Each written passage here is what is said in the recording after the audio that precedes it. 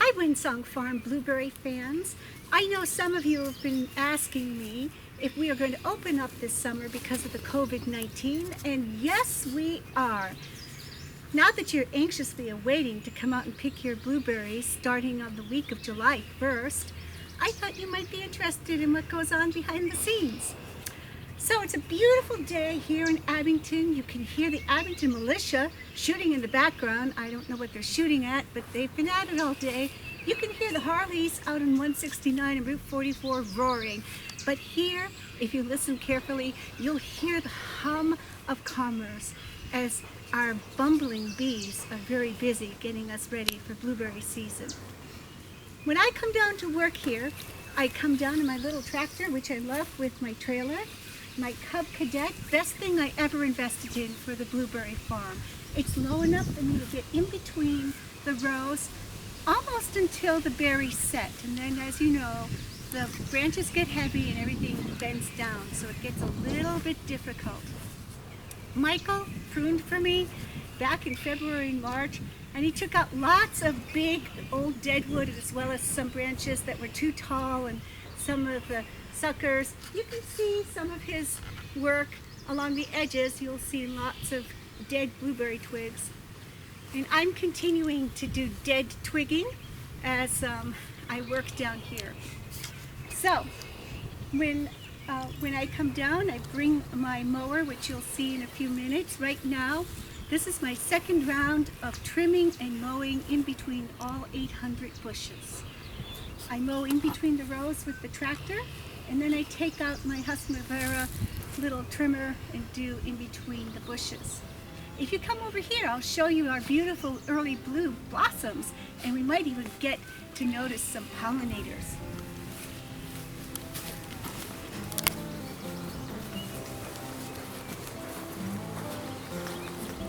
As you can see, the early blues loved their haircut in February, and we have lots of blossoms. These often are ripe and ready to go a few days before July 1st. We're going to get some hot weather. Even though things are a little bit late in blooming, I suspect that we will have berries by July 1st. You can't hear this because of all the shooting in the background, but we've got our large British bumblebees that are pollinating. A couple of different flies. I noticed there's lots of other small pollinators, different kinds of wasps and flies that go in there. Our beautiful honeybees from Buddha's Bees can't get in there though, because in order to get into the blueberry bush, you have to have the blueberry blossom. You have to be pretty small, and the little honeybees can't get in there to get the pollen. However, the bumblebee gets in there by biting a little hole in the blossom, and with his proboscis he can actually get it out, all those wonderful worker bees. We see a lot of the giant bumblebees that are not native. I don't believe they're the native ones. I think the native ones are small. They used to make nests in the ground down here, but I think they got the idea since we mow so much that it's not such a good idea.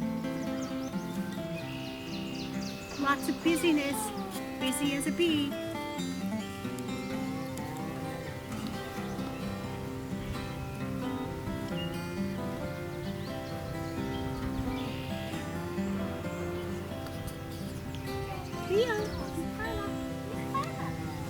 So sometimes when I come down here, I bring our trusty helpers.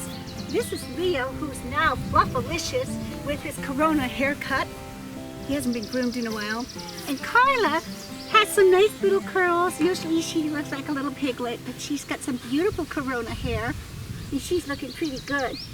Their job is to do bunny patrol. They go around. Haven't seen any bunnies this year, which is not a bad thing because I don't like mowing over them. That's horrible. So I think because they are peeing on all the bushes, they keep the bunnies away, which is a good thing. So they're helping too. All right, it's time for me to suit up. In order for me to do the trimming in between each plant, I've got to put on my gear. Okay, first thing I'm going to do is put on my knee brace because I have a bum knee. Always gives me a little trouble. And with the mower, it's a lot of pushing and twisting and turning. I fell in a ditch a few weeks ago and hurt my hip a little bit, but that seems to be getting better. So the knee is protected. Next thing I'm going to do is spray my boots and pant legs with some DEET. I don't like to use DEET on my skin, haven't used it in years, but I started taking precautions because the last thing you want is Corona and lime together, or let's say Corona with lime. So I'm going to just put it on my feet, in my pants. It seems to be enough to deter. All right, next thing, I have to suit up in all of my gear. First thing I have to do is put on my mask because I want to protect my allergies. I have a little bit of asthma from pollen, so it keeps the dust and the pollen out. It can get pretty dusty when you're trimming in between the plants. Hopefully you can hear me. Ta-da! The Corona outfit! All right, next thing. I put on my big headscarf because this keeps the bumblebees from going down my shirt. Last thing you want to do is an angry bumblebee, have an angry bumblebee stuck in your shirt. It's a big job doing the blueberries. That's why I wear this hijab. Okay, I like to kind of put it around, protect the back of my neck so that it doesn't go in. All right, very stylish, don't you think? Okay, next thing I'm gonna do is put on my headphones because I like to listen to my favorite podcasts, or WGBH, or Richard Rohr's A Name for Everything.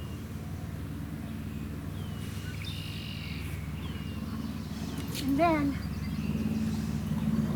I put on my gloves. This also keeps bumblebees from going up my sleeves and ticks.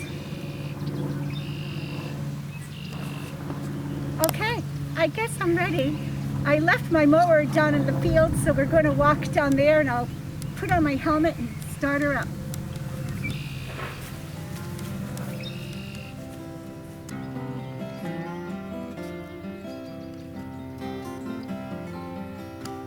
Okay, so now I'm ready to resume finishing up the road that I was working on before I ran out of gas. I've gassed up and I've replaced my strings. I love my Husqvarna little trimmer. It's got, I'm going to take my mask off so you can hear me better. It's got these great strings here, and it's just the right size for getting in between almost every bush. We don't use any chemicals or sprays, which means that everything has to be done by hard labor. And many of the bushes were planted very close together, so it's pretty impossible to get all the weeds out. Because I won't use Roundup or anything like that in the field. So this has been a great solution, and I've been able to finally get a little bit of a headway on the grass. Usually start in April. It was a little cold and rainy in April. This is my second round of trimming between each bush. So before I start up my mower, I put on my safety equipment. Up goes the mask. As you know, a mask and glasses is a little bit problematic, so when it's really hot, it's pretty foggy. Okay, so it's now time for the final gear. I put on my trusty helmet. This is great, the bumblebees just bounce right off. I'm sure I knock off a few blossoms. My Darth Vader fencing mask, and I'm ready to go. Hopefully it'll start up. If not, the cameraman's going to have to do it for me because when I tip it upside down to show the strings, it floods. Okay. Yep, a little flooded.